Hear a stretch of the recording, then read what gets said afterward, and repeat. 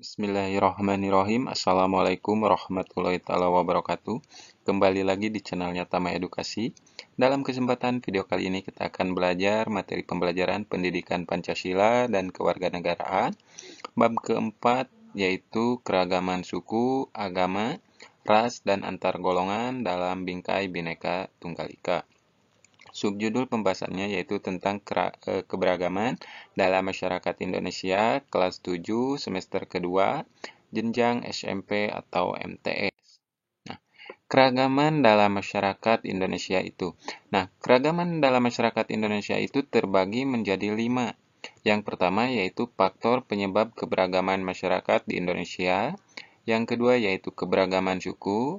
Yang ketiga yaitu keberagaman agama dan kepercayaan. Yang keempat yaitu keberagaman ras. Yang kelima yaitu keberagaman antar golongan. Jadi ini materi pembelajaran yang akan kita pelajari di pertemuan sekarang. Nah, sebelum lanjut menonton video ini, jangan lupa klik subscribe, like, dan juga komen supaya tidak ketinggalan video-video terbaru dan terupdate dari Tama Edukasi. Faktor penyebab keberagaman masyarakat di Indonesia. Jadi faktor keberagaman masyarakat Indonesia itu dipengaruhi oleh beberapa faktor, baik yang datang dari dalam maupun luar masyarakat.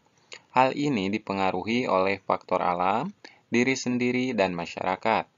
Nah, secara umum, keberagaman masyarakat Indonesia disebabkan oleh 5 faktor, yaitu yang pertama, karena faktor letak strategis wilayah Indonesia. Letak Indonesia yang strategis yaitu di antara 2 Samudra Pasifik dan Samudra Indonesia, serta 2 benua Asia dan Australia mengakibatkan wilayah kita menjadi jalur perdagangan internasional. Lalu lintas perdagangan tidak hanya membawa komoditas dagang, namun juga pengaruh kebudayaan mereka terhadap budaya Indonesia itu kedatangan bangsa asing yang berbeda, maksudnya yaitu berbeda dari ras. Kemudian menetap di Indonesia mengakibatkan kemajemukan ras, agama, dan bahasa. Nah, yang kedua yaitu faktor kondisi negara kepulauan. Jadi, negara Indonesia itu terdiri atas beribu-ribu pulau yang secara fisik terpisah-pisah. Keadaan ini menghambat hubungan antar masyarakat dari pulau yang berbeda-beda. Setiap masyarakat di kepulauan itu mengembangkan budaya mereka masing-masing.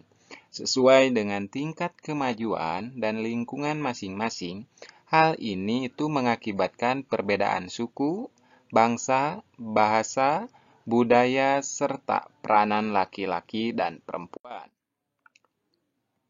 Faktor yang ketiga yaitu faktor perbedaan kondisi alam. Jadi kondisi alam itu yang berbeda seperti daerah pantai, pegunungan, daerah subur, padang rumput, dataran rendah, dan sebagainya.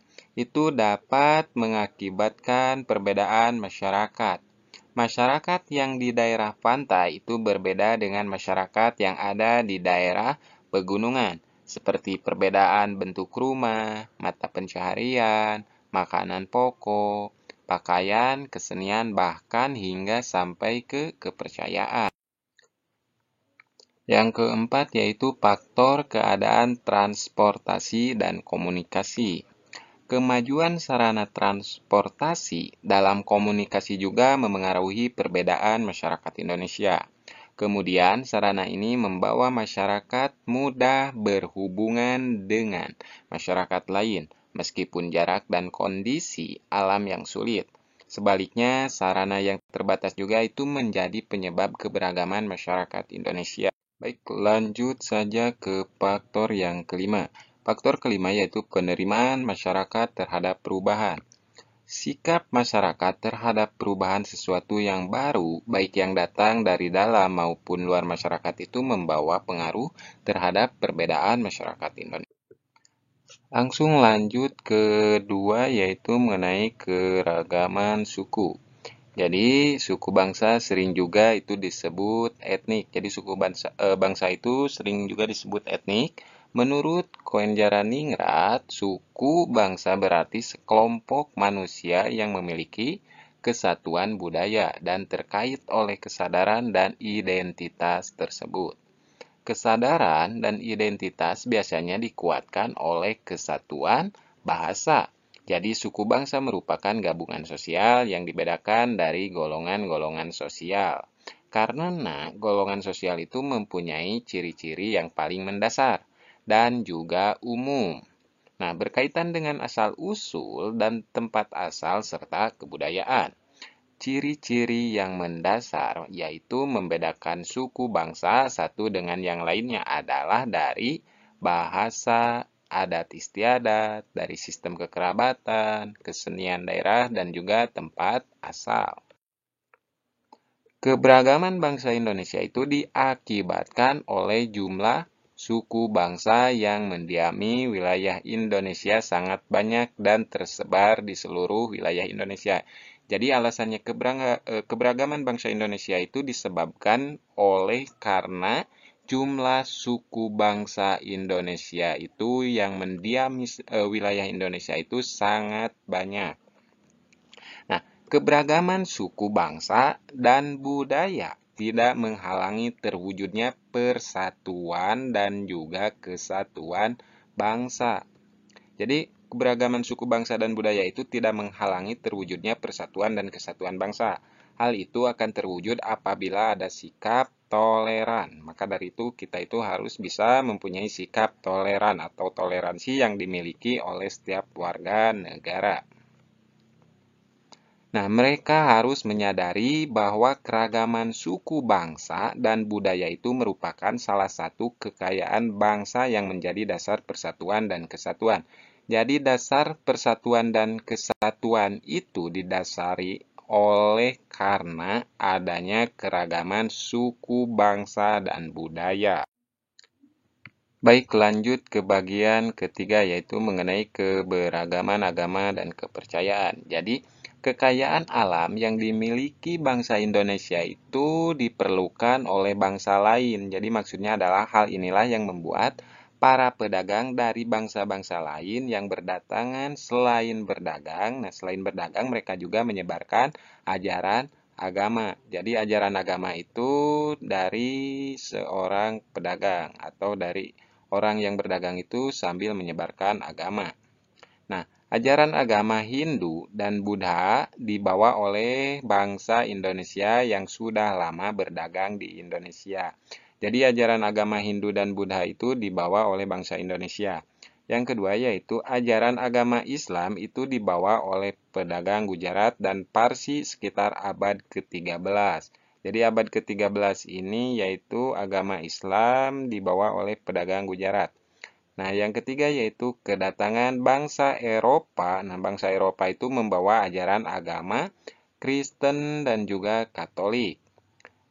Yang keempat yaitu sedangkan pedagang dari Cina. Nah, pedagang dari Cina itu menganut agama Konghucu. Berbagai ajaran agama diterima oleh bangsa Indonesia karena masyarakat sudah mengenal kepercayaan seperti animisme dan dinamisme. Di poin keempat ini ada keberagaman ras.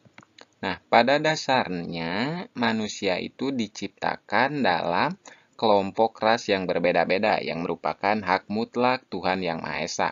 Istilah ras itu berasal dari bahasa Inggris yaitu rights. Dalam Undang-Undang Dasar atau dalam Undang-Undang Nomor 40 Tahun 2008 tentang penghapusan diskriminasi ras dan etnis menyebutkan bahwa ras adalah golongan bangsa berdasarkan ciri-ciri fisik dan garis keturunan. Jadi, setiap manusia itu memiliki perbedaan ras dengan manusia lainnya karena adanya bentuk muka, ukuran badan, bentuk badan, warna kulit, dan warna mata. Masyarakat Indonesia itu memiliki keragaman ras. Hal ini disebabkan oleh kedatangan bangsa asing ke wilayah Indonesia. Poin kelima yaitu pembahasan terakhir yaitu mengenai keberagaman antar golongan. Nah, keberagaman masyarakat di Indonesia itu dapat dilihat dari struktur masyarakatnya. Struktur masyarakat Indonesia itu menurut Syarif dalam bukunya tahun 2008 ditandai dengan dua ciri atau dua titik pandang.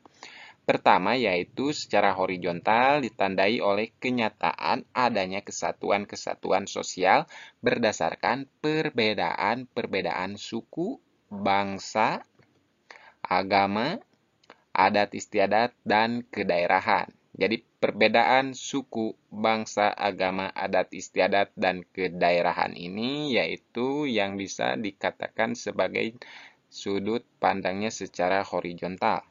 Sedangkan yang kedua yaitu secara vertikal ditandai dengan adanya lapisan atas dan lapisan bawah yang cukup tajam. Dalam sosiologi, adanya lapisan dalam masyarakat itu disebut social stratification atau bisa disebut dengan kelas sosial. Ini jadi kelas sosial itu secara vertikal. Nah, jadi keberagaman antar golongan itu tidak boleh menyebabkan terjadinya perselisihan dan perpecahan di masyarakat. Adanya keberagaman antar golongan itu harus menjadi pendorong terwujudnya persatuan dan kesatuan bangsa, dan pendorong tumbuhnya kesadaran setiap warga negara akan pentingnya pergaulan demi memperkokoh persatuan dan kesatuan bangsa. Misalnya, golongan kelas tinggi membantu golongan kelas rendah. Meskipun berbeda-beda golongan, namun seluruh warga negara hidup dalam ikatan yang kuat, yaitu tanah air Indonesia. Semboyan Bhinneka Tunggal Ika yang merupakan ciri bangsa Indonesia itu harus selalu dilestarikan dan dijadikan dasar bagi persatuan dan kesatuan. Nah, sekian dan terima kasih pembahasan kita di video kali ini. Semoga video pembelajaran ini bisa bermanfaat bagi adik-adik, bagi Bapak dan Ibu yang menonton video ini. Dan jangan lupa dukung channel ini dengan cara klik like, subscribe, dan juga share. Dan jangan lupa juga aktifkan notifikasi loncengnya supaya tidak ketinggalan video-video terbaru atau video-video terupdate dari Tama Edukasi. Sekian dan terima kasih. Assalamualaikum warahmatullahi wabarakatuh.